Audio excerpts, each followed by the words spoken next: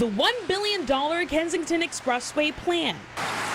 Some neighbors are still hoping the massive project, which would put a stretch on the 33 underground, never gets off the ground. A group of residents has filed a lawsuit against the State Department of Transportation to stop a tunnel from being built. 17-year-old Kevin Daishimie was born and raised in the Broadway-Fillmore area. He'll be heading to Harvard University this fall, but before that happens, he's making his voice heard at meetings for the East Side Coalition.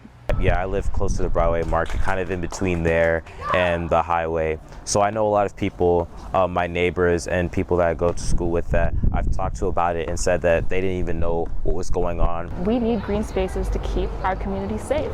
It's as simple as that, and we need to get environmentally racist pollution out of our communities and green space into our communities. 21-year-old Valerie Zhuang is the founder of Western New York Youth Climate Council. It's a youth-led climate justice organization that's part of 2 lawsuits against the 33 project. Climate Leadership and Community Protection Act, or CLCPA, that the Youth Climate Council's lawsuit at the state level is based on, has a really strong emphasis on climate justice specifically, to ensure that no further environmental racism happens in this community.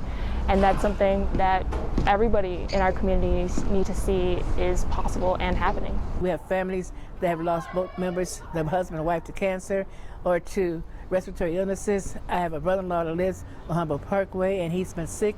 His mother-in-law's been sick, and a lot of people have been sick in that household. The DOT plans to hire Buffalo residents for the project. Pastor Steve Lane of St. Philip's Church says that's not enough. There'll be some employment, and that'll be a temporary employment for the area, but it's not going to help generate wealth for the east side of Buffalo.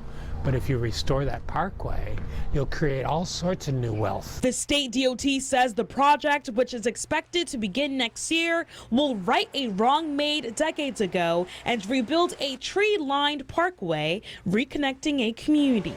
Jocelyn Person, 7 News Buffalo.